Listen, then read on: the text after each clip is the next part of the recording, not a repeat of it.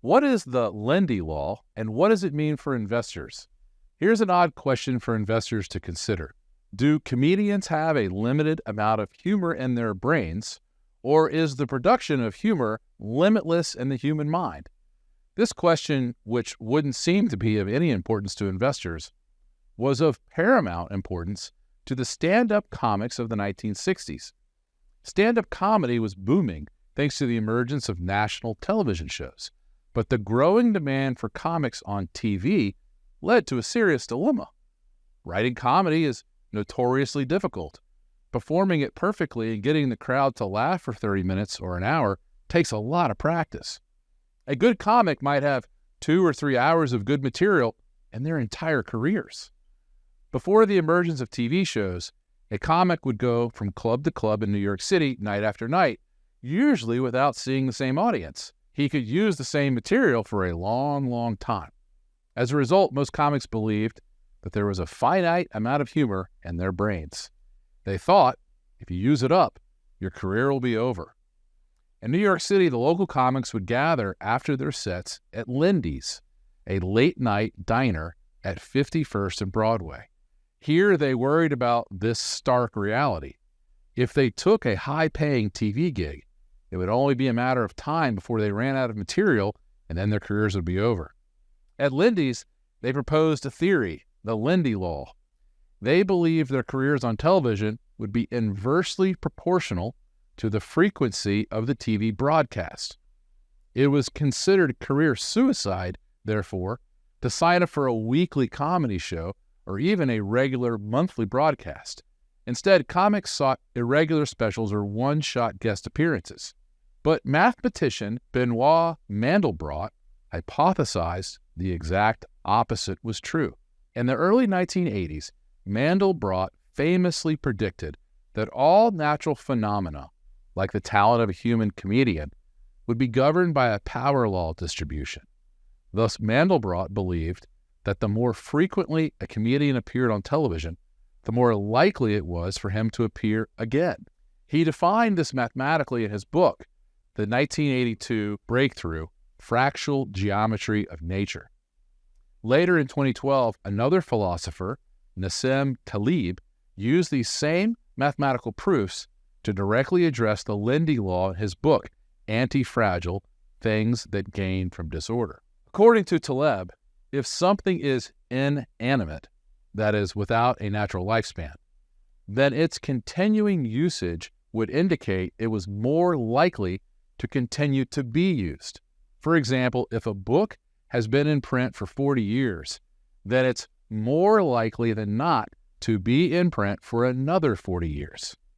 Taleb's key insight was that things that do not have a natural lifespan actually age in reverse. For non-perishable things, every year that passes without extinction doubles the expected lifetime.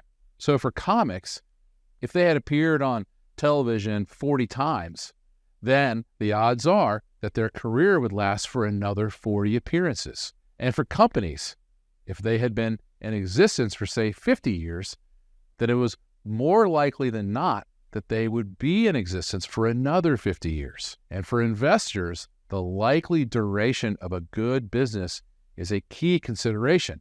If you're trying to produce wealth or protect wealth with common stocks, the longer the business survives and continues to compound your wealth, the better. Looking at the past, we see that most publicly traded companies don't survive past 20 years. They get acquired by another firm, or they go private, or of course some of them go out of business. Out of the 29,000 common stocks that have traded in America between 1925 and today, only about 5,000 survived for more than 20 years. And if you're trying to build wealth, it's time that matters most.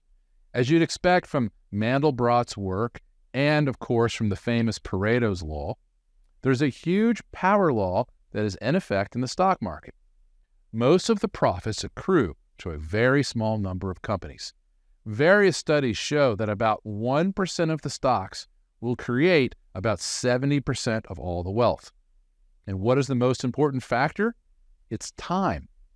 Investors in Philip Morris, now called Altria Group, turned every $1 invested into $2.6 million from 1925 until today. That's a 16% annual compound return for almost 100 years. No other business in the stock market has ever come close to generating as much wealth as Philip Morris. For reference, NVIDIA, which has created a huge amount of wealth, has only turned every dollar invested into $1,316 so far. That's a compound annual return of 33% a year since 1999. And that's obviously very good, but Altria's results are 2,000 times better. That's why I believe investors should understand the Lindy effect and seek to own businesses that have both excellent economics and a long, at least 20-year track record. It's these businesses that give you both the best odds of producing a substantial amount of wealth and will live long enough to do so. And yes, of course, investing takes time. There's no shortcut if you want a sure path to success. Have a look at these other notable long-term performers. The annual compound returns are noted since 1925.